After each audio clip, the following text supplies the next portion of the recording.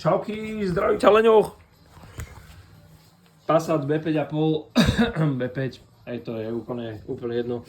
Robím otoč, keď budeš robiť ložisko, pretože ložisko sa nabúcháva z tejto hornej strany a tento tanier potom otáčaš celú otoč a búcháš potom ložisku, aby si, alebo teda lisuješ už akýmkoľvek spôsobom si k tomu prídeš,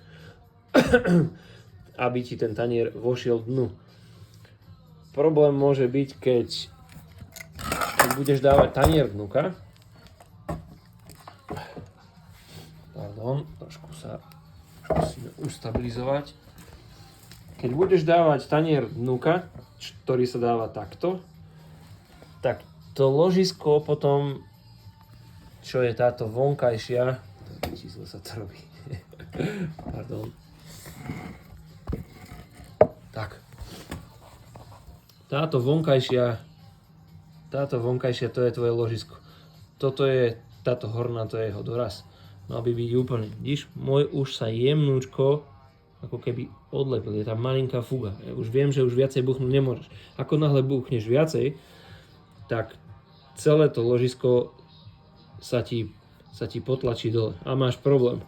A prídeš na to až vtedy, keď to máš celé takto poskladané a potom ti nebude sedieť kotúč s držiakom strmenia.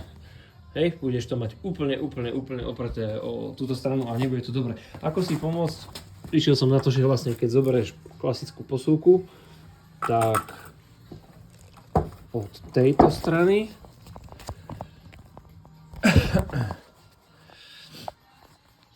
ak to na to bude dobre vidno, od tohto taniera, od boku, po tu, kde dávaš držiak, keď zoberieš posúvku a odmeriaš, nesmieš tam mať viac ako 56. Hej, 56 nejaké drobné, možno jedna, alebo ani to nie. Proste 56. Keď sa ti podarí, samozrejme ten tanier, keď vyrábajú, tiež tam majú určité tolerancie, či už na vrchnú časť, spodnú časť, aj na priemery, na skrátka každý distance, takže ak by si objednal možno originál diely, tak vtedy by ti to mohlo, takisto tá otoč nie je originál diel, je to lacnejšia náhrada.